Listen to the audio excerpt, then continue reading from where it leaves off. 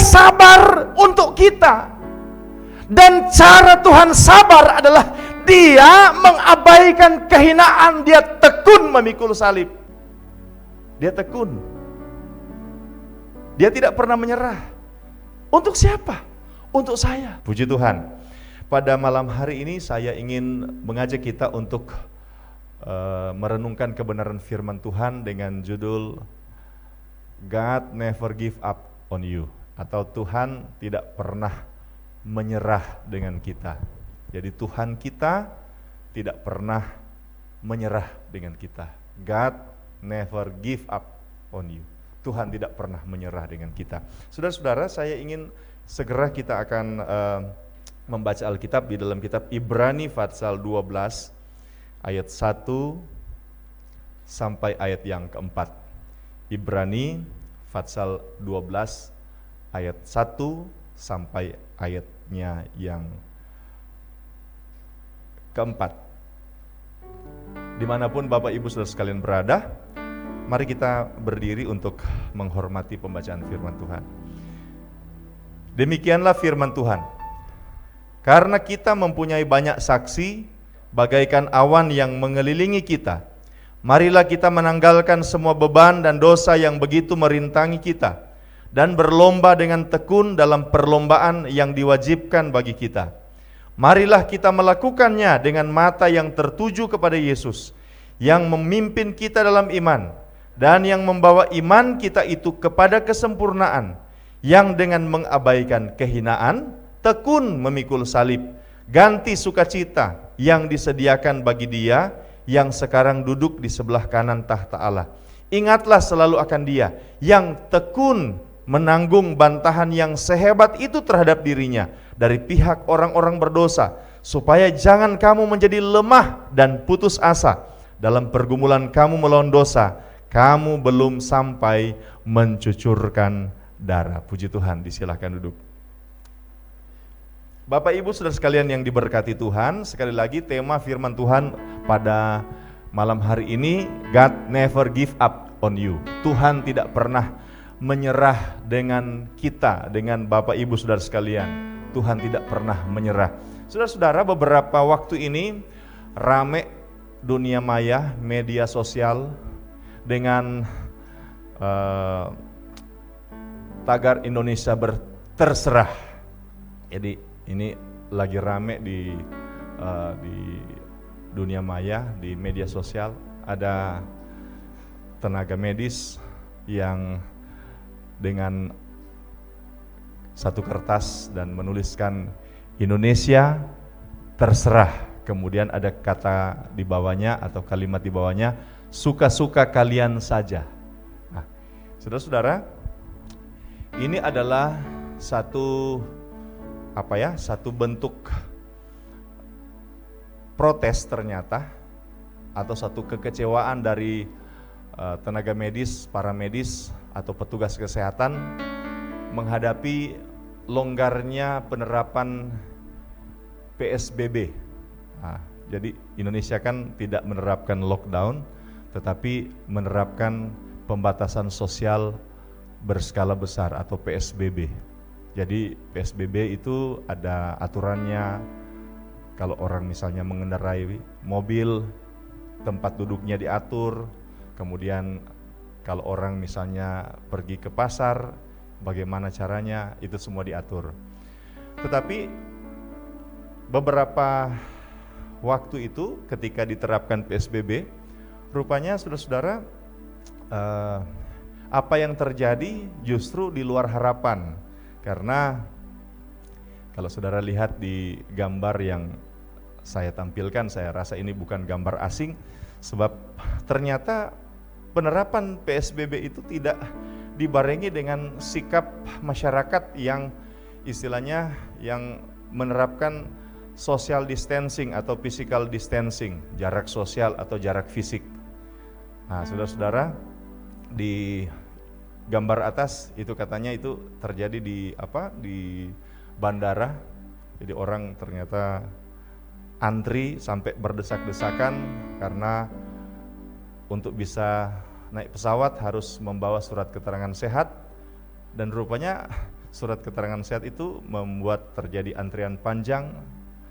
Kemudian kalau sudah lihat di bagian bawah, ketika McD di Sarinah itu akan ditutup, maka ada langganan setia, fans yang ada yang biasa untuk menikmati yang pergi ke McD di Sarinah, mereka membuat semacam acara perpisahan, dan rupanya banyak orang yang hadir pada waktu itu, dan itu pada saat PSBB. Kemudian sudah lihat di bagian atas ada orang-orang yang baru keluar dari mall, di bagian bawah orang-orang yang pergi ke pasar. Dan saudara-saudara, hal itu mendatangkan satu keprihatinan bagi para petugas kesehatan, tenaga medis, para medis, karena mereka merasa bahwa perjuangan mereka sepertinya sia-sia.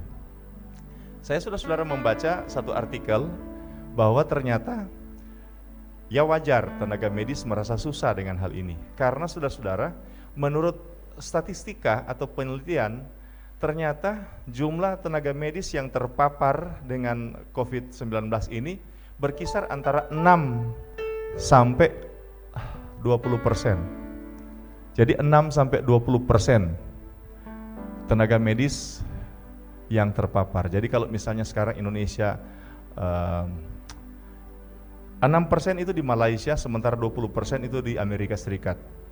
Artinya saudara-saudara, Indonesia ada di posisi itu, antara 6 sampai 20%. Indonesia tidak mungkinlah di bawah Malaysia.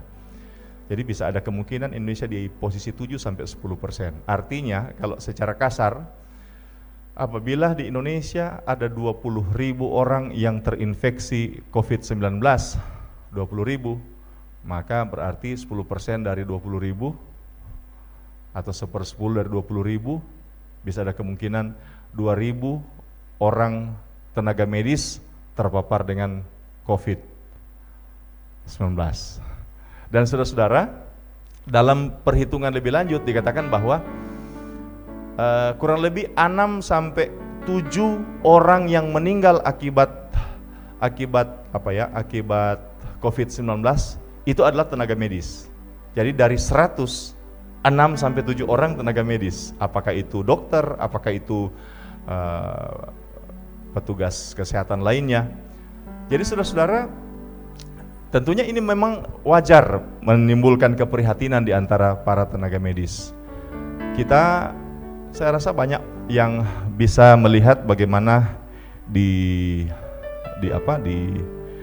media sosial cukup banyak orang yang melihat bagaimana seorang dokter muda asal Sulawesi Utara, asal Kota Mubagu, dokter muda dengan hormat tentunya kepada keluarga dokter tersebut yang meninggal, padahal sebenarnya dia sudah akan menikah, kemudian katanya ditunda sedikit karena masih ada COVID, tetapi belum sempat selesai COVID-nya, beliau sang dokter pahlawan kemanusiaan itu sudah dipanggil Tuhan.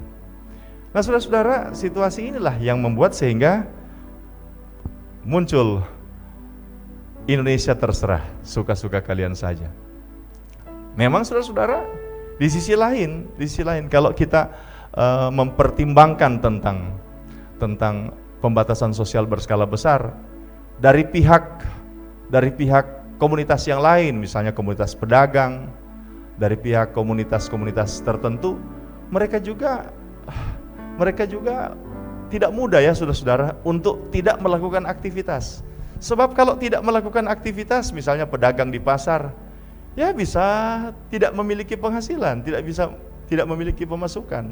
Sementara masyarakat yang tidak pergi ke pasar, nah tidak ada yang bisa dimakan. Jadi ini rumit saudara-saudara, rumit. Meskipun memang ada orang-orang tertentu yang istilahnya pergi ke kerumunan, itu bukan karena sesuatu yang sangat penting, tetapi karena sesuatu yang hanya masalah kejenuhan, bosan di rumah akhirnya pergi ke mall, bosan di rumah akhirnya pergi ke McD misalnya. Sehingga ini jadi bentuk protes dari tenaga medis. Indonesia terserah, karena sakit hati dengan ulah warga Indonesia yang sebenarnya seharusnya tinggal di rumah, tetapi justru pergi ke kerumunan. Tetapi saudara-saudara, ketika saya melihat hal ini saudara-saudara, ya saya mau katakan begini. Memang ada banyak orang sepertinya kurang menerima kalau misalnya ada kalimat begini, Tuhan bicara kepada saya. Saya percaya bahwa Tuhan bicara kepada kita dengan berbagai-bagai cara. Dia bisa bicara secara audible, bisa bicara dalam hati nurani kita. Dan ketika saya melihat ini saudara-saudara, Tuhan taruh sesuatu di hati saya. Kalimatnya begini saudara-saudara di hati saya. Kau lihat David, tenaga medis tulis Indonesia terserah. Mereka dongkol karena mereka berjuang, tetapi perjuangan mereka sepertinya kurang dihargai. Kalau misalnya pembatasan sosial berskala besar tidak dilakukan dengan disiplin, maka pandemi ini di Indonesia akan berlanjut makin panjang. Akan diperkirakan Juni selesai, bisa Oktober nanti selesai. Kalau lebih tidak disiplin bukan hanya Oktober selesai, bisa tahun depan baru selesai. Nah, ini tenaga medis protes, tenaga medis kecewa. Tetapi sementara saya merenungkan hal ini, Tuhan taruh di hati saya bahwa coba bandingkan dengan Tuhan. Tuhan tidak gampang kecewa dengan kita. Amin. Tuhan tidak mudah kecewa dengan saya dan saudara. Tuhan kita luar biasa sabarnya. Karena itu dalam kitab 2 Petrus pasal 3 ayat 9 dikatakan begini, Tuhan tidak lalai menepati janjinya sekalipun ada orang yang menganggapnya sebagai kelalaian, tetapi Ia sabar terhadap kamu. Satu penekanan yang saya ingin sampaikan, Tuhan sabar terhadap kita. Saya saudara-saudara khotbah ini, pertama saya tidak ingat jemaat, saya ingat diri saya. Saya coba introspeksi dengan diri saya sendiri. Tuhan sabar dengan saya. Siapa saya? Saya pendeta, saya gembala sidang. Tuhan izinkan saya mengajar di satu sekolah tinggi teologi. Tetapi kalau saya renung-renungkan siapa saya renung-renungkan keseharian saya renungkan kondisi situasi saya pribadi, saya berani katakan ini kalimat yang luar biasa. Tuhan sabar dengan saya. Haleluya. Saudara-saudara, Tuhan itu sabar, Dia tidak pernah menyerah. Gambar animasi Tuhan Yesus memikul salib, kita kan tidak pernah lihat foto asli ya. Ini mungkin gambar atau diambil dari film Passion of Christ yang disutradarai oleh Mel Gibson, Passion of Christ. Tuhan Yesus memikul salib. Tuhan Yesus memikul salib. Dia sabar memikul salib, Dia tekun memikul salib. Ayat pokok pembacaan firman Allah kita, Tuhan Yesus itu tekun memikul salib. Dan ada satu kalimat menarik, Dia mengabaikan kehinaan. Oh haleluya. Dia sabar untuk kita. Dan cara Tuhan sabar adalah Dia mengabaikan kehinaan, Dia tekun memikul salib. Saya coba renungkan ini kalimat mengabaikan kehinaan. Saudara-saudara, Tuhan Yesus tekun memikul salib. Artinya apa? Tuhan Yesus tekun melaksanakan karya penyelamatan sampai tuntas. Padahal Dia menghadapi beberapa persoalan. Pertama, sebagai Tuhan, Dia juga manusia. Yesus kan theontropon dalam bahasa teologi, Allah manusia, 100% Tuhan, 100% manusia. Sebagai Tuhan yang 100% manusia, Dia harus mengabaikan kehinaan. Pertama apa? Bingung. Apa bukti bahwa Yesus bingung? Dalam doa di Taman Getsemani, Tuhan Yesus bilang begini, Bapa kalau boleh lalukan cawan, tapi bukan kehendakku yang jadi, tapi kehendak Bapa. Ini kan, ini seperti seperti orang bingung begitu. Misalnya suami istri bilang begini, tidak usah kita ke Manado.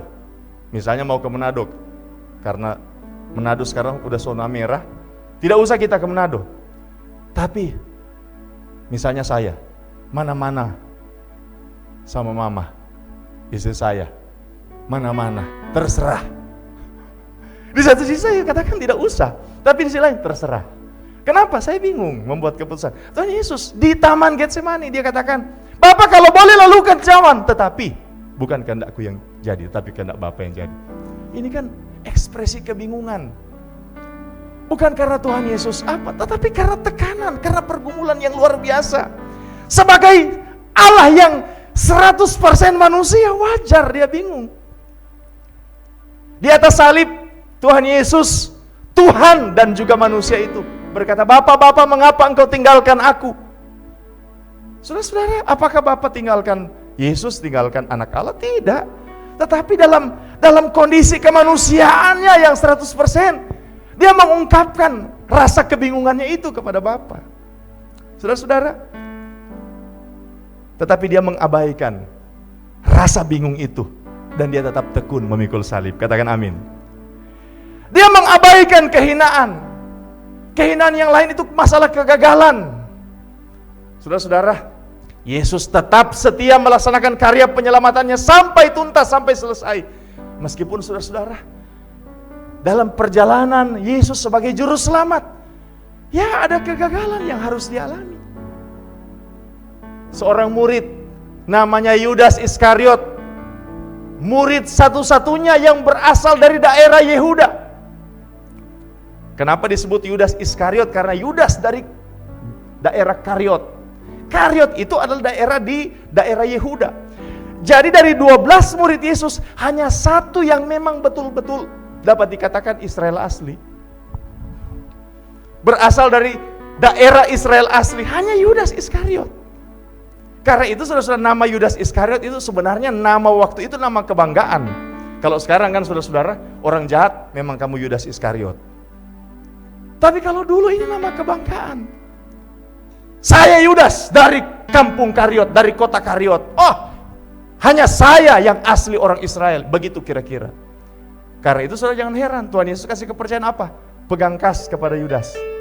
Pegang keuangan. Tetapi orang yang jadi kepercayaan pegang kas, orang yang murid Yesus satu-satunya yang berasal dari daerah Yehuda, satu-satunya yang merupakan, artinya apa ya? Koneksitas dengan Israel itu memang sangat kentara. Dia yang menjual Yesus 30 keping perak. Saudara-saudara, bukankah itu merupakan satu kegagalan di mata manusia?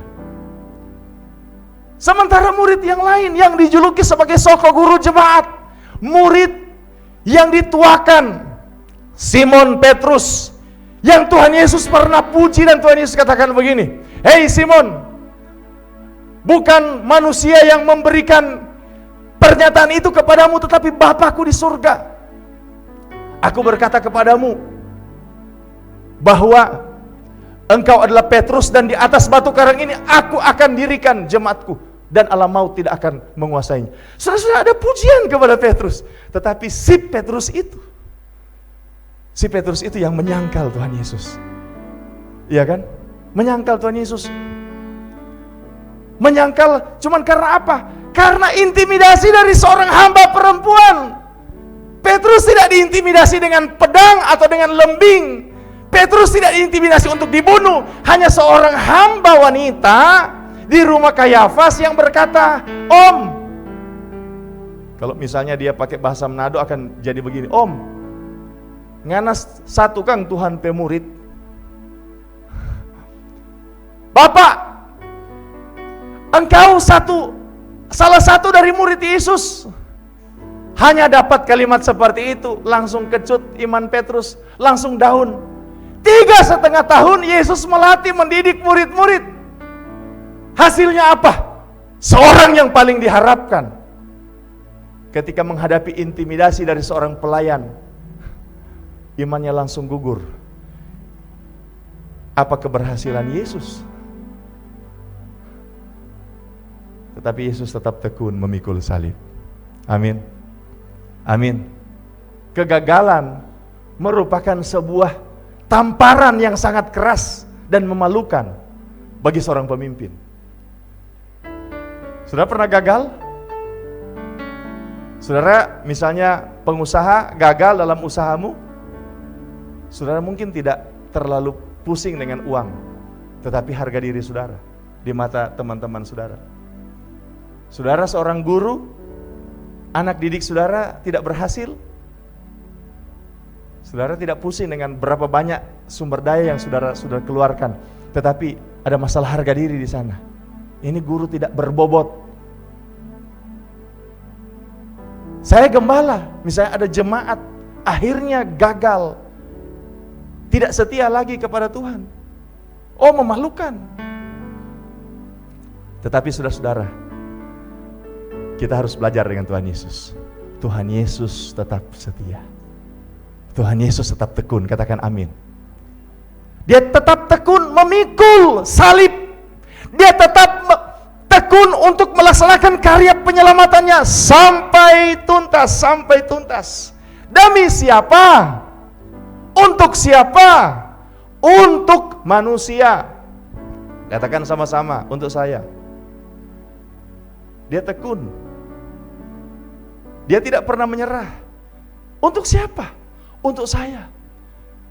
Seorang bapak, meskipun sudah kelelahan. Saya pernah menyaksikan ada beberapa bapak, mereka tukang, mereka punya pekerjaan untuk membangun fondasi di satu lahan berpasir. Jadi mereka harus bikin talut, tanggul, saudara-saudara. Kemudian daerah itu daerah berpasir. Dan tanggul itu mereka harus bikin fondasi yang dalamnya sekitar 1-2 meter, 1,5 meter lah. Nah, masalahnya adalah ketika mereka gali pasir untuk bikin fondasi. Saudara-saudara, banyak bapak-bapak yang menyerah. Mengapa saudara-saudara?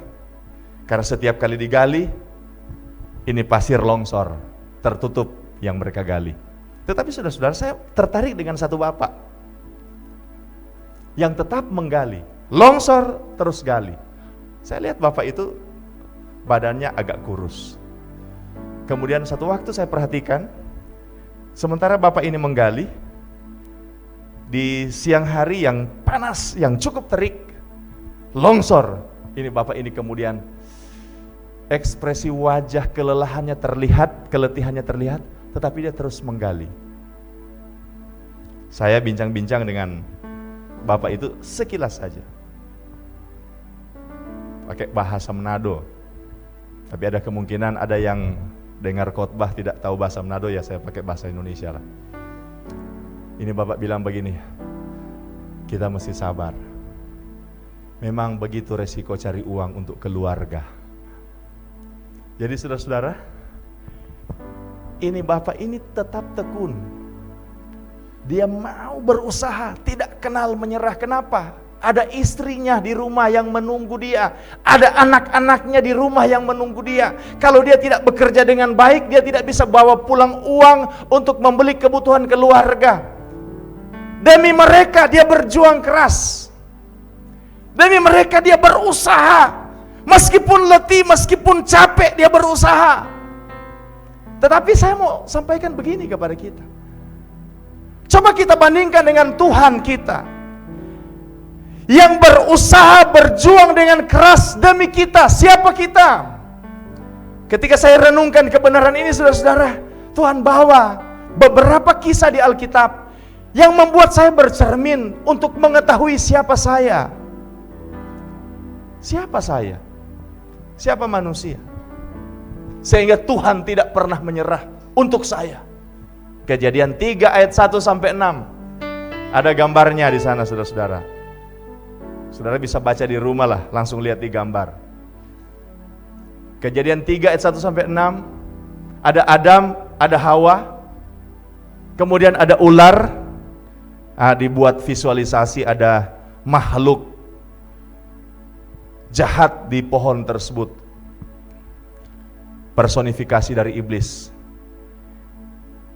Iblis menggoda Adam dan Hawa. Dia pancing Hawa dengan satu pernyataan, tentulah Allah berfirman, semua buah di taman ini tidak boleh kamu makan buahnya. Hawa katakan begini, oh salah, Tuhan bilang semua buah boleh kami makan kecuali buah pohon ini. Ular itu bilang begini, Hawa teruskan, sebab kalau kami makan buah pohon ini kami mati. Kemudian ular bilang begini, kamu tidak akan mati, tapi kamu akan jadi seperti Allah.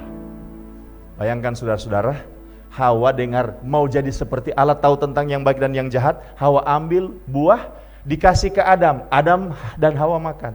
So bayangkan, Hawa dan Adam tahu apa firman Tuhan, jangan makan, mau mati. Ular bilang makan, jadi seperti Allah. Mereka lebih percaya ular. Haleluya. Mereka lebih percaya ular. Bayangkan, saudara-saudara, saya pernah belajar tentang level level makhluk. Tuhan itu level teratas. Kemudian di bawah Tuhan ada makhluk supranatural lainnya apa? Malaikat. Kemudian di bawah malaikat itu ada manusia. Di bawah manusia itu ada hewan atau binatang. Artinya level binatang itu masih di bawah level manusia. Sementara Tuhan itu levelnya 2 level di atas manusia. Aneh. Manusia lebih percaya ular daripada Tuhan. Manusia lebih percaya ular. Saudara-saudara, bukankah dalam kehidupan nyata kita lebih banyak percaya hoax daripada firman Tuhan? Kita lebih percaya bisikan-bisikan iblis yang mengintimidasi, yang memprovokasi kita. Kita lebih percaya kalimat-kalimat kuasa gelap daripada percaya dengan firman Tuhan yang hidup, yang benar. Katakan amin, saudara-saudara. Oh, haleluya. Betapa Tuhan dipermalukan menghadapi anak-anak Tuhan yang lebih percaya intimidasi dan provokasi dari kuasa gelap dibandingkan mempercayai firman Tuhan. Tetapi Tuhan tidak pernah menyerah dengan orang-orang yang lebih gampang percaya kepada hoax, kepada provokasi, kepada intimidasi daripada percaya kepada firman. Wah, Tuhan tetap sabar dengan orang-orang seperti itu. Saya termasuk di antaranya. Seperti Petrus. Petrus bilang, "Guru, kalau engkau itu suruh aku berjalan di atas air." Tuhan Yesus katakan begini kepada Petrus, "Jalanlah." Petrus jalan. Dan dia bisa berjalan di atas air. Tapi ketika dia rasakan angin, dia lihat ombak, terprovokasi dia takut dan mulai tenggelam. Dia lebih percaya hembusan angin daripada firman Tuhan yang berkuasa. Berapa banyak kali kita seperti itu? Kita lebih percaya situasi kondisi. Kita lupa bahwa tidak ada situasi kondisi yang lebih hebat daripada kekuasaan Tuhan. Haleluya. Saya percaya Tuhan masih pegang alam semesta. Saya percaya bahwa sampai sekarang Tuhan masih berdaulat. Haleluya. Haleluya, puji Tuhan. Tuhan sabar dengan orang-orang yang kadang-kala tidak percaya dengan kebaikan Tuhan, tidak percaya dengan kemahakuasaan Tuhan, tidak percaya dengan kasih karunia Tuhan. Tuhan bisa sabar. Tuhan tidak pernah menyerah. Saudara-saudara, gambar lain sudah bisa lihat. Bagai kacang lupa akan kulitnya, itu peribahasa. Maksudnya apa, Pak Pendeta? Ini bicara tentang orang Israel. Kita baca ayat ini supaya lebih jelas, sebab ayat ini tidak banyak kali saudara baca mungkin. Laksana Raja Wali menggoyang bangkitkan isi sarangnya, melayang-layang di atas anak-anaknya, mengembangkan sayapnya, menampung seekor dan mendukungnya di atas kepaknya. Demikianlah Tuhan sendiri menuntun dia, dan tidak ada Allah asing menyertai dia. Dibuatnya dia berkendaraan mengatasi bukit-bukit di bumi dan memakan hasil dari ladang. Ini kata Tuhan tentang orang Israel, berkat Tuhan bagi orang Israel. Dibuatnya Israel mengisap madu dari bukit batu dan minyak dari gunung batu yang keras. Ayat 14. Dadi dari lembu sapi dan susu kambing domba dengan lemak anak-anak domba dan domba-domba jantan dari Basan dan kambing-kambing jantan dengan gandum yang terbaik, juga darah buah anggur yang berbuih engkau minum. Ayat 15. Lalu menjadi gemuklah Yesyurun. Yesyurun itu nama lain, julukan bagi orang Israel. Jadi gemuk karena apa? Berkat Tuhan. Tetapi aneh, si Yesyurun yang gemuk karena berkat Tuhan ini menendang ke belakang. menendang ke belakang itu, saudara-saudara, apa artinya? Artinya ini sikap yang mengatakan, ingin berkata bahwa saya ini jadi hebat karena diri saya. Saya berhasil karena saya. Karena kepintaran saya mengelola uang saya. Saya bisa membuat perputaran uang yang baik. Saya bisa mengelola, memanage usaha saya, sehingga usaha saya bertumbuh, berkembang. Saya menjadi orang pintar karena saya rajin belajar. Karena saya berusaha dengan gigi, saya tidak mengenal lelah. Karir saya bagus karena saya punya lobby, diplomasi, kemampuan komunikasi, menjalin relasi yang baik dengan atasan saya, sehingga bos saya terpesona dengan saya, dan akhirnya saya mulai menanjak naik dari segi karir. Ini situasi yang pernah dialami oleh orang Israel. Lupa bahwa semua keberhasilan karena Tuhan, semua kebaikan karena Tuhan. Apabila kita jadi orang sukses itu karena Tuhan. Ada lagu lama yang selalu saya nyanyikan ketika ada saat-saat tertentu. Ingatkanlah hidupku masa lalu. Ingatkanlah hidupku masa lalu. Tunjukkan dari mana kau angkat hidupku. Ku hanya manusia yang gampang lupa. Peringatkanlah daku Tuhan. Saudara-saudara, Tuhan sabar dengan orang-orang seperti ini.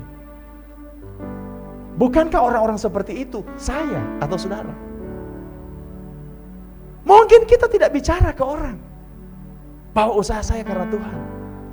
Mungkin saya dan saudara bersaksi di ibadah, oh saya masih bisa ada sampai sekarang karena Tuhan. Tetapi jauh di dalam relung hati kita, Tuhan tahu bahwa banyak kali kita seperti perumpamaan Tuhan Yesus tentang orang kaya yang memuji dirinya. Hei jiwaku, padamu ada bertimbun harta yang banyak, senang-senanglah. Saudara-saudara, berapa banyak kali yang mungkin cocok untuk dialamatkan seperti kacang lupa pada kulitnya itu, bukan orang di samping saya, bukan orang di depan saya, tetapi mungkin saya. Kita kadang-kadang lupa bahwa semuanya karena Tuhan. Kita kadang-kadang lupa. Oh, kalau misalnya ada orang kena corona, kita berkata, oh kalau saya ini disiplin. Ada orang yang kena corona, kita berkata, oh saya tidak bisa kena corona karena saya punya pertahanan diri yang bagus. Imun saya dan iman saya lebih bagus dari orang lain. Janganlah saudara-saudara. Sebab apabila kita masih ada, bergerak, sehat, kuat, itu semua karena Tuhan. Jangan abaikan Tuhan. Tetapi aneh, Tuhan tidak pernah menyerah dengan orang-orang seperti itu. Orang-orang seperti saya. Ada saat-saat saya merasa bahwa saya hebat. Kita merasa kita hebat. Tetapi luar biasa Tuhan, luar biasa. Dia masih sabar dengan saya. Sebab kalau Tuhan biarkan saya, kesombongan adalah akar kejatuhan. Sombong macam-macam. Ada orang sombong di bicara. Ada orang sombong di mata. Dia kalau orang yang sombong mata katanya begini. Ada orang sombong di bahu.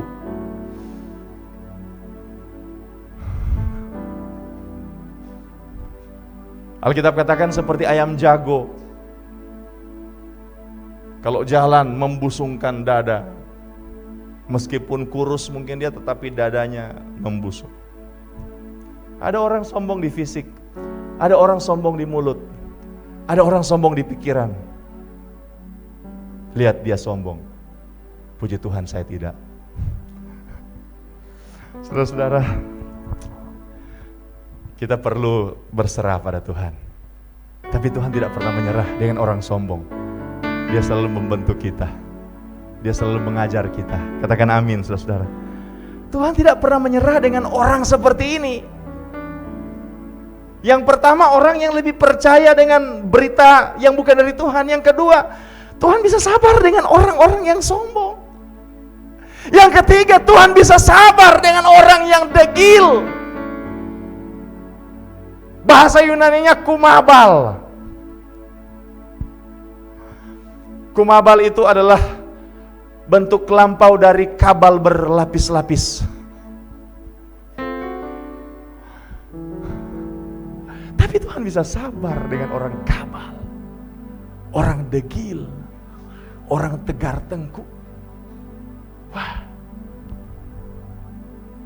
Tuhan sabar.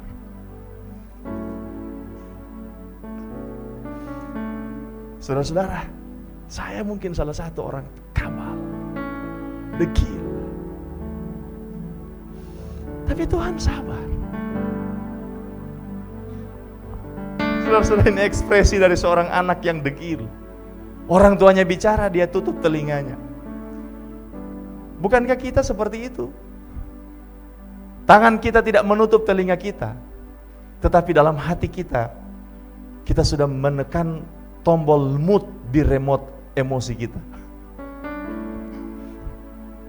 sehingga tidak terdengar suara. Tuhan bicara, kita tidak peduli. Tuhan bicara, kita abaikan. Tuhan suruh melakukan ini, kita seperti Yunus yang lari dari apa yang menjadi keinginan Tuhan, kehendak Tuhan.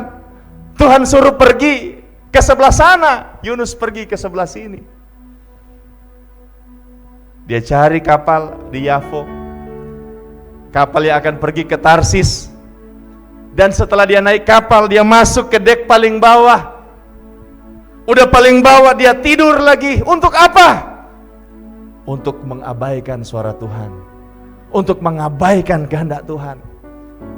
Tetapi saudara-saudara, uniknya adalah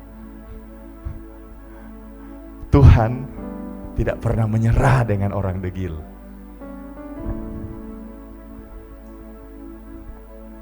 Tuhan tidak pernah menyerah dengan orang yang tegar tengkuk. Apa buktinya pendeta? Itu orang Israel.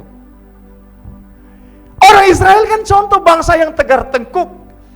Yang berikan testimoni bangsa tegar tengkuk bukan siapa-siapa, ya Tuhan melalui nabi-nabinya. Ini bangsa tegar tengkuk, tegar tengkuk, tegar tengkuk, degil. Tetapi saudara-saudara, uniknya adalah sampai sekarang itu menjadi umat Tuhan. Wow. Haleluya. Tuhan tidak pernah menyerah. Tuhan tidak pernah menyerah. Kalau tadi orang sombong, lupa. Seperti kacang lupa pada kulitnya, lupa bersyukur. Tapi kalau ini saudara-saudara, ada tambahan, sudah sombong, tolol. Ada. Hosea 7 ayat 8 sampai 11, sudah bisa baca ayat ini. Hosea 7 ayat 8 sampai 11. Lagi firman Tuhan kepadamu, Hosea. Efraim mencampurkan dirinya dengan di antara bangsa-bangsa. Efraim telah menjadi roti bundar yang tidak dibalik. Orang-orang luar memakan habis kekuatannya, tetapi ia sendiri tidak mengetahuinya. Juga ia sudah banyak beruban, tetapi ia sendiri tidak mengetahuinya. Kecongkakan Israel menjadi saksi terhadap dirinya. Ini kan congkak. Namun mereka tidak berbalik kepada Tuhan Allah mereka, dan tidak mencari Dia kendati semuanya ini. Ayat 11. Efraim telah menjadi merpati tolol. Bayangkan saudara-saudara, siapa yang mau dibilang tolol? Tidak berakal. Dengan memanggil kepada Mesir, dengan pergi kepada Asyur. Ini keadaan orang Israel. Udah congkak, tolol juga. Berapa banyak orang? Ada orang bilang begini, oh kalau dia layak sombong. Kenapa? Sebab dia punya banyak harta. Tetapi ada orang, saudara-saudara, sudah susah sombong. Sudah tidak punya apa-apa, sombong lagi. Haleluya, haleluya, haleluya. Tetapi Tuhan tidak pernah menyerah dengan orang congkak dan tolol. Tuhan mau untuk membangkitkan dia. Katakan amin, saudara-saudara. Haleluya. Tuhan tidak pernah menyerah. Saudara-saudara, kalau kita lihat situasi ini, saudara-saudara, ini yang terakhir. Tuhan tidak pernah menyerah dengan orang yang suka berdosa. Kejadian 6 ayat 5. Ketika dilihat Tuhan bahwa kejahatan manusia besar di bumi dan bahwa segala kecenderungan hatinya selalu membuahkan kejahatan semata-mata. Kecenderungan hatinya jahat, kecenderungan hatinya jahat.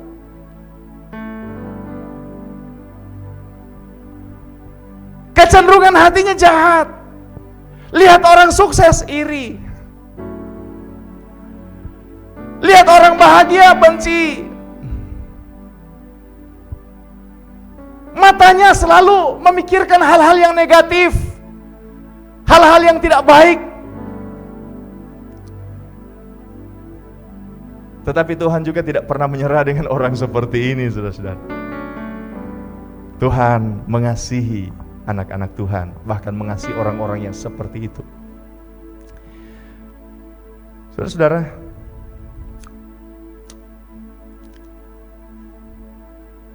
menghadapi orang-orang seperti ini,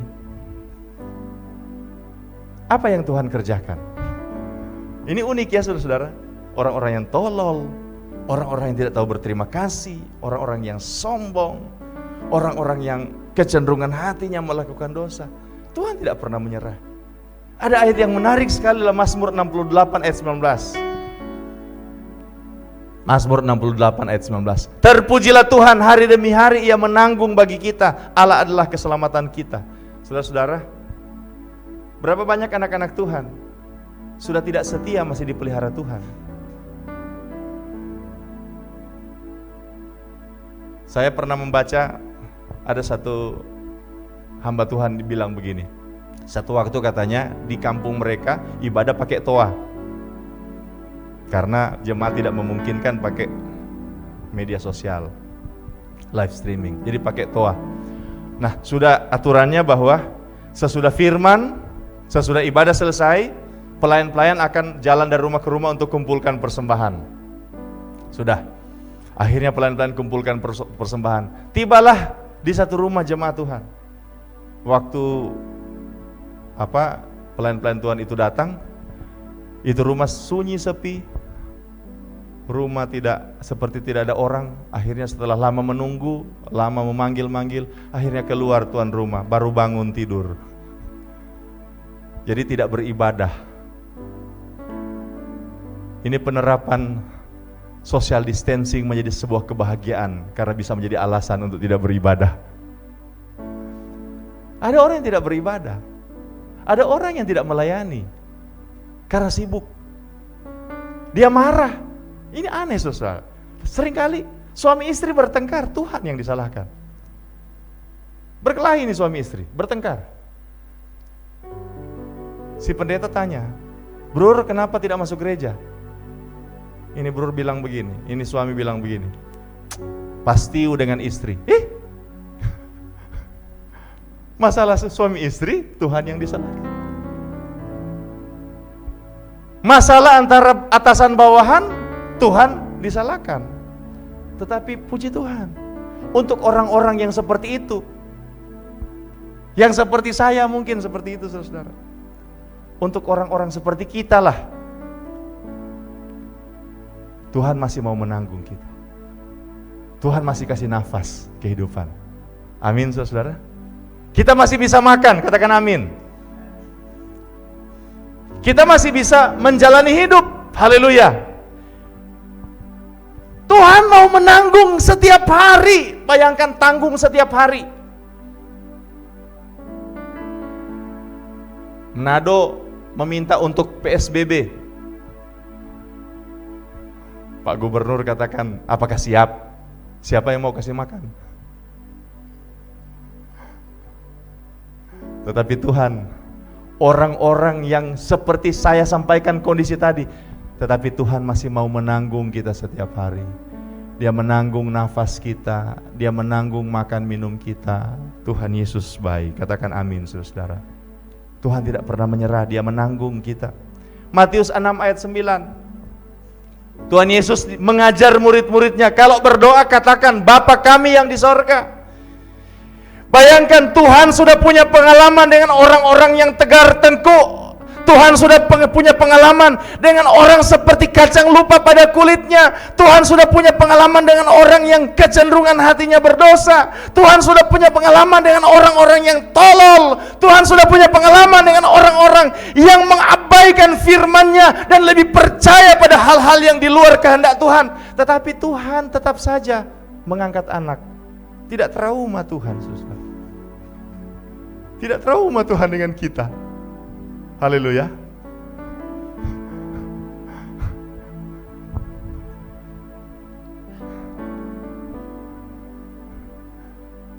Tuhan sudah punya pengalaman angkat Israel jadi anak. Dari Mesir kupanggil anakku, itu kata firman Tuhan. Orang Israel dari Mesir Tuhan panggil, Tuhan jadikan anak. Orang Israel ini tegar tengkuk. Tuhan sudah punya pengalaman dengan orang-orang yang tegar tengkuk, tetapi masih saja Tuhan mengangkat anak. Orang-orang kafir lagi seperti kita, seperti saya dan saudara. Memang Tuhan tidak pernah menyerah. Oh haleluya, puji Tuhan. Tuhan tidak trauma ya saudara-saudara. Seperti Bapa, ini anak sudah jual semua warisan, habiskan warisan dengan hidup berfoya-foya, dengan para pelacur kata firman Tuhan. Ini bapak tidak trauma juga. Ketika ini anak pulang, belum si anak bicara, itu bapak sudah menyambut dan kemudian memerintahkan untuk buat pesta. Ini bapak sudah sampaikan kepada orang-orangnya, kepada pelayan-pelayannya.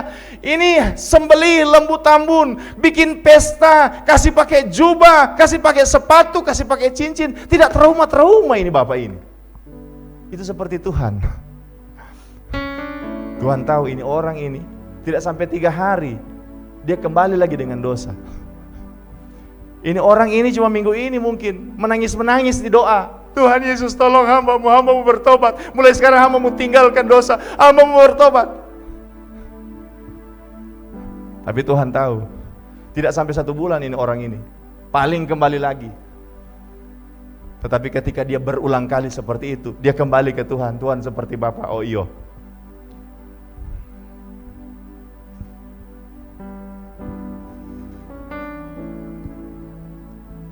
Tidak trauma Tuhan menghadapi manusia yang seperti itu. Bapak dan anak di laut sementara cari ikan, tiba-tiba datang angin kencang. Ini bapak bilang, Tuhan selamatkan kami dari ombak gelombang ini, dengan angin, dari angin kencang ini. Kalau Tuhan tolong kami sampai darat dengan selamat, 2 ekor babi saya akan persembahkan untuk pembangunan gereja. Hari Minggunya akhirnya sampai dengan selamat. Hari Minggunya beribadah. Si pendeta tanya, adakah yang mau memberi sumbangan untuk pembangunan gereja? Ini bapak angkat tangan. Pak pendeta, saya 1 ekor babi. Anaknya bilang ke papanya, Pak, bukankah bapak berjanji 2 ekor? Si bapak bilang, ini persoalan di laut, jangan bawa di darat. Saudara-saudara, bukankah kita seperti itu? Banyak mengingkari kata-kata kita, banyak mengingkari kalimat-kalimat kita, banyak mengingkari nazar-nazar kita. Tuhan kan maha tahu, tetapi luar biasa tuh Tuhan, Dia tidak pernah menyerah. Bapa, Kau setia. Bapa, Kau mulia, tenanglah jiwaku, aman bersama. Saudara-saudara, terus terang dengan sangat menghormati tenaga medis. Saya sebagai pendeta, dengar para dokter, para perawat, sebagai pendeta, saya ingin sekali jemaat beribadah. Saya agak iri dengan pasar dan tempat-tempat sejenisnya yang berkerumun. Tetapi setiap kali saya sebagai pendeta mau bikin ibadah secara komunal, terbayang dalam pikiran saya tenaga-tenaga medis. Terbayang. Saya menghormati saudara-saudara. Jadi kalau saya mau sampaikan saat ini, kalau ada tenaga medis yang nonton atau ikut ibadah saat ini, mungkin ada orang yang tidak menghormati kalian, tapi kami menghormati kalian. Tapi setelah saya bandingkan dengan Tuhan, dengan hormat ya para tenaga medis, 2 bulan tenaga medis merasa susah karena ada banyak orang yang sepertinya tidak memperhatikan masalah ini. Tetapi Tuhan bertahun-tahun, saudara-saudara, bertahun-tahun. Berulang kali. Berapa banyak komitmen yang kita langgar, berapa banyak nazar yang kita buang, berapa banyak janji yang tidak kita tepati, tetapi Tuhan seperti Bapa yang terus menerima. Oh Bapa, Engkau setia bagi kami, Tuhan. Tuhan tidak pernah menyerah.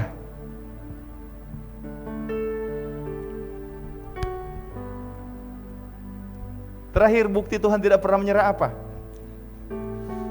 Saudara-saudara mungkin bingung dengan 3 gambar itu. Gambar pertama, orang Israel ketika dari Mesir pergi ke tanah Kanaan dipimpin oleh tiang awan.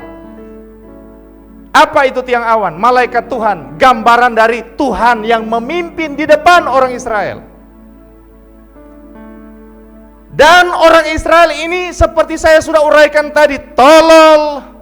Minta maaf ya kalau ada orang Israel, keturunan Israel yang nonton ini.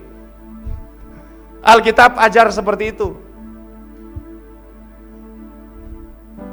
Sombong, congkak dan sebagainya. Tuhan pimpin sampai di tanah Kanaan, Tuhan tidak trauma dengan orang-orang ini. Tetapi justru di perjanjian baru, Dia bukan saja di depan, tetapi Dia jadi Immanuel, yang artinya Allah beserta dengan kita. Tuhan Yesus duduk makan dengan murid-muridnya. Tuhan Yesus menyembuhkan orang yang sakit. Tuhan Yesus memberi makan 5.000 orang. Dia ada bersama-sama dengan orang-orang itu. Tetapi saudara-saudara, saya mau sampaikan, orang-orang itu yang Tuhan sembuhkan, orang-orang itu yang Tuhan kasih makan, orang-orang itu yang Tuhan perlihatkan mujizat dan pertolongan. Tapi orang-orang itu salibkan Yesus. Amin. Tetapi Tuhan tidak trauma. Justru apa? Dia kirimkan Roh Kudus yang bukan hanya di depan, yang bukan hanya di sekitar, tetapi yang ada di dalam kita. Di dalam kita. Beberapa malam orang Pentakosta karismatik merayakan 10 malam penungguan, 10 hari penungguan penantian Roh Kudus. Apa yang kita rayakan? Apakah hanya sekedar menunggu bahasa roh? Minta maaf kalau bahasa roh saudara hanya muncul saat 10 hari. Kalau kepenuhan Roh Kudus hanya muncul pada saat 10 hari, sementara 1 tahun ada 365 hari. Wow. Apakah saya anti dengan 10 malam? Tidak. Bagus sekali kita bikin acara yang mengingat, memberi kepada kita memori untuk pencurahan Roh Kudus, untuk bahasa roh. Tapi yang saya mau sampaikan bahwa Roh Kudus bukan hanya sekedar bahasa roh, tetapi bagaimana Dia ada dalam kita, Dia tinggal di dalam kita. Dialah Tuhan yang tinggal di dalam kita. Di orang Israel Dia memimpin, di depan orang Israel, di antara orang Yahudi Tuhan Yesus tinggal bersama-sama dengan mereka. Tetapi di zaman kita gereja Tuhan, Dia tinggal di dalam kita. 1 Korintus pasal 3 ayat 16. Tidak tahukah kamu bahwa kamu adalah bait Allah dan Roh Allah diam di dalam kamu?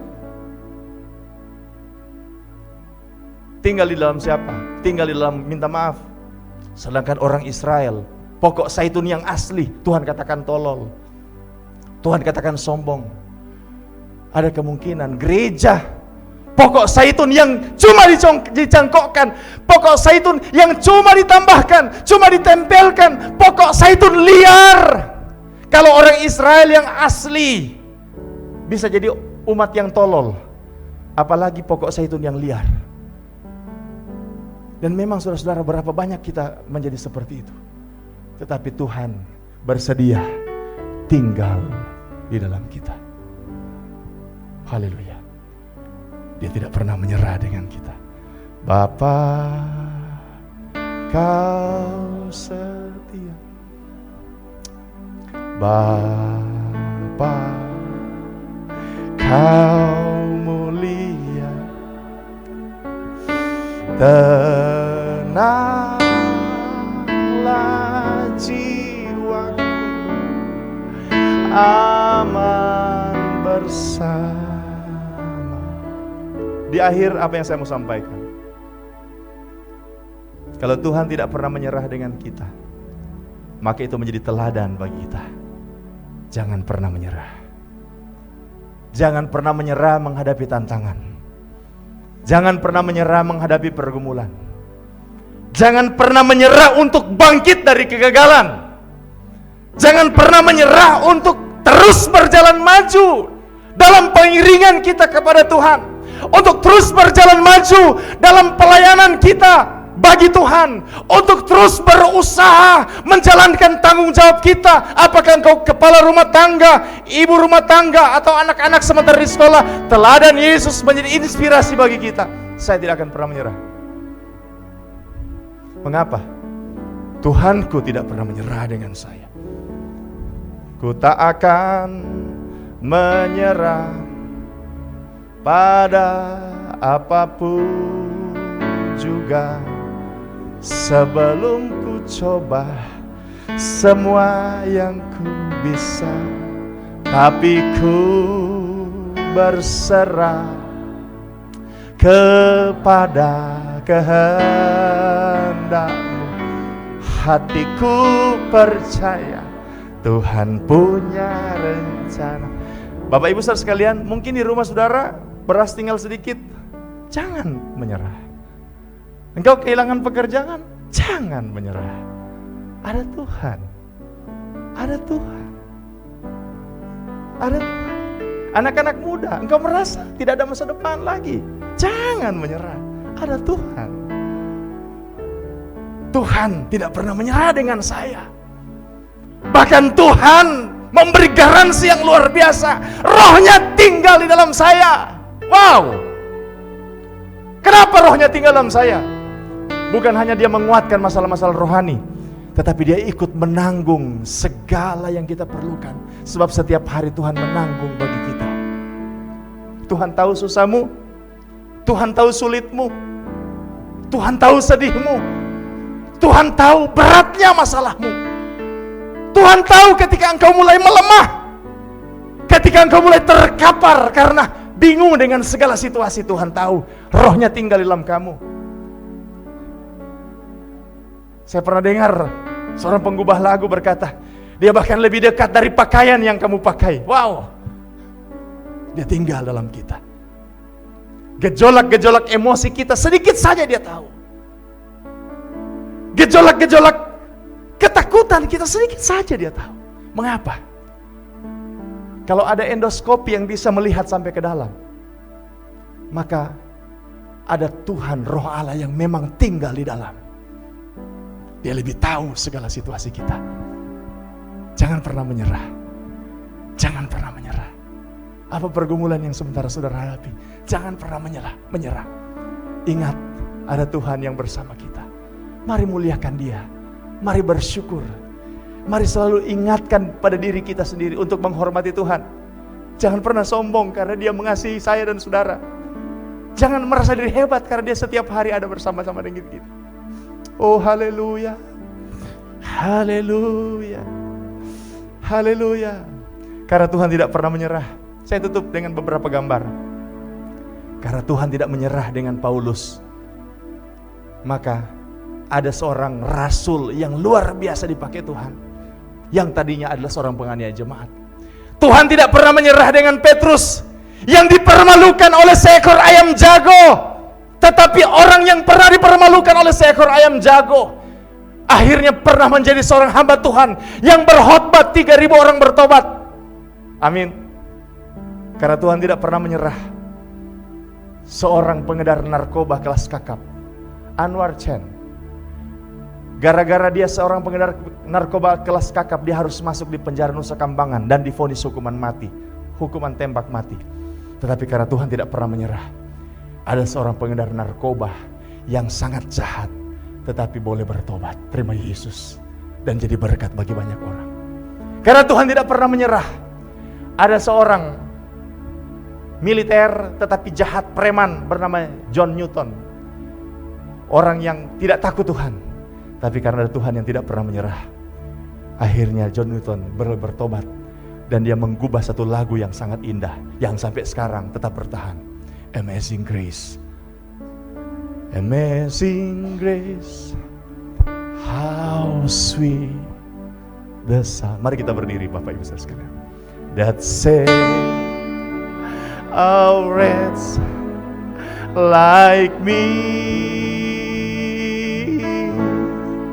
I once was lost, but now I'm found. Was blind, but now I see. Saudara-saudara, dimanapun engkau berada saat ini, kalau ada di antaramu lepas dari berbagai model masalah pergumulan yang engkau sementara hadapi, berbagai alasan membuat engkau stres saat ini, sehingga engkau mulai berkata, ada seruan, ada ungkapan hati yang mulai menggoda engkau dan berkata, saya mulai menyerah. Saat ini saya ingin mengajak saudara untuk mengangkat tangan. Daripada engkau menyerah dengan keadaanmu, lebih baik engkau berserah kepada Tuhan Allahmu.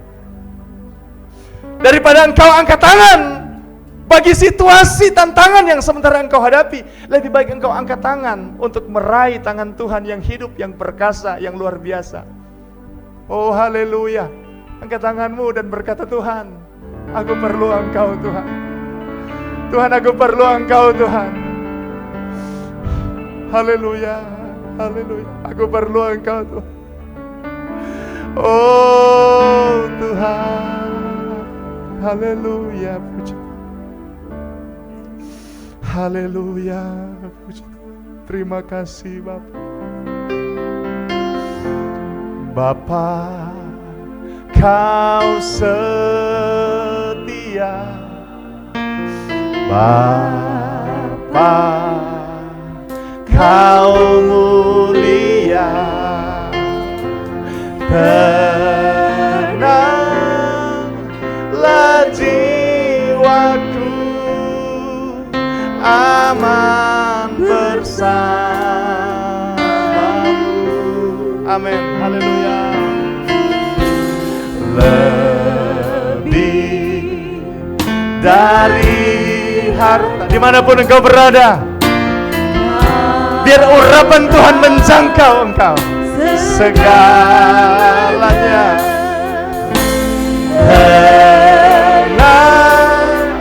Tenanglah jiwaku dalam hadirat-Mu. Kau tunjukkan Tuhan, Kau tunjukkan kasih setiamu. Kau menyediakan yang ku perlu. Engkau setia, Kau mulia, dulu, sekarang, dan selamanya. Amin. Tidak ada musim yang terlalu sulit bagi Tuhan. Kau tunjukkan kasih setiamu. Kau menyediakan yang ku perlu.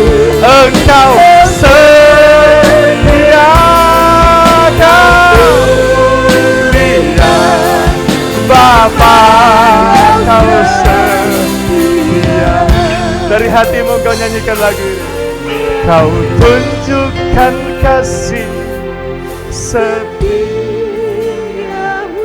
Sekali lagi saya ulangi.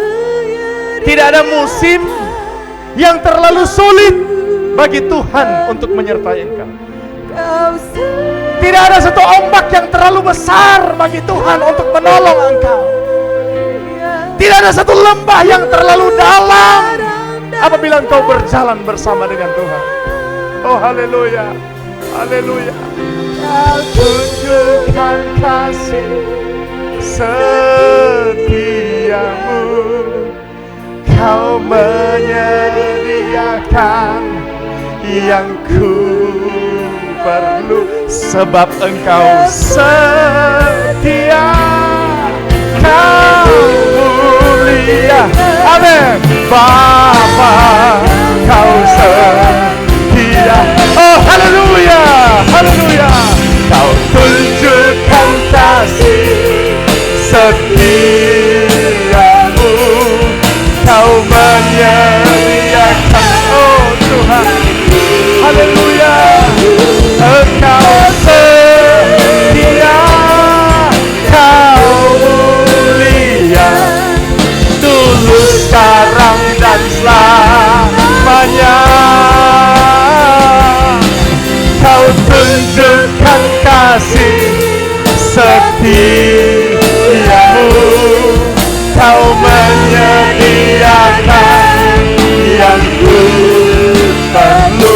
Engkau setia, Kau mulia, Bapa, Kau setia. Saudara-saudara, saatnya kita berdoa. Angkat tanganmu tinggi dimanapun engkau berada. Haleluya, angkat tanganmu tinggi dimanapun engkau berada. Biarlah Roh Kudus mulai membulatkan imanmu. Serpihan-serpihan iman, bangunan iman yang porak-poranda, seperti batu yang terhambur, mulai disusun kembali. Oh, Ramatakaya Masikaralaya. Roh Kudus mulai mengatur imanmu yang berserakan itu. Oh, Ramatakaya Masikaralaya. Haleluya, haleluya. Haleluya, haleluya. Haleluya. Haleluya. Haleluya. Roh Kudus mulai melumas mata rohani kita untuk bisa memandang kepada gunung batu kita yang hidup, yang hebat, yaitu Tuhan semesta alam, pencipta langit bumi. Roh Kudus mulai membersihkan hati kita untuk mulai percaya dengan kebaikan Tuhan. Dia Allah yang setia. Angkat tanganmu tinggi. Angkat tanganmu tinggi. Haleluya, haleluya. Haleluya. Oh Bapa, ada tantangan yang sementara kami hadapi, ada pergumulan yang sementara kami alami Tuhan. Memang kami tak mampu Tuhan. Semua itu menyadarkan kami bahwa kami terbatas. Oh Bapa, kadang-kala kami terlalu sombong, kadang-kala kami lupa bersyukur Bapa. Kadang-kala kami jadi orang bodoh, bahkan lebih drastis dari bodoh, kami menjadi seperti merpati tolol. Ampuni kami Tuhan, ampuni kami Tuhan, ampuni kami. Kadang-kala kami seperti kacang lupa akan kulitnya. Kami lupa dengan Tuhan yang telah menolong kami. Haleluya. Saat ini Bapa, kami mengangkat tangan kami. Kami berserah bukan kepada situasi kondisi yang kami hadapi, tapi kami berserah kepada Tuhan gunung batu kami. Pegang tangan kami Tuhan, pegang tangan kami. Engkau meraih tangan kami.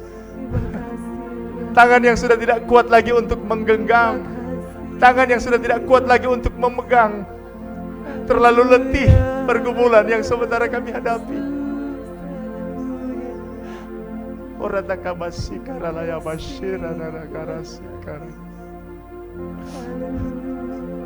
Ini saatnya Engkau pegang tangan kami Tuhan. Engkau pegang tangan kami. Kami tidak punya kekuatan Bapa. Kami tidak punya kekuatan Bapa. Engkau pegang tangan kami. Umat-umat Tuhan yang kelelahan, keletihan di rumah masing-masing, Tuhan pegang tangan umat-umat. Alirkan Bapa, alirkan Bapa, alirkan. Seperti seorang wanita yang sakit pendarahan berkata, asal ku jamah jubahnya, asal aku menyentuh jubahnya, aku tidak bisa menarik lagi Tuhan Yesus yang sementara berjalan di kerumunan. Yang saya hanya bisa lakukan adalah menyentuh jubah.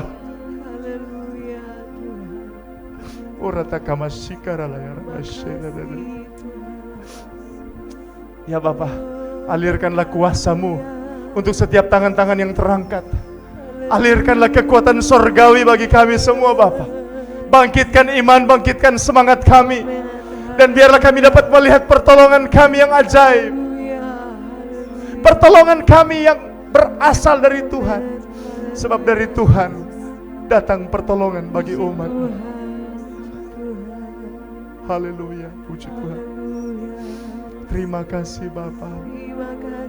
Terima kasih Tuhan. Haleluya, puji Tuhan. Haleluya, puji Tuhan.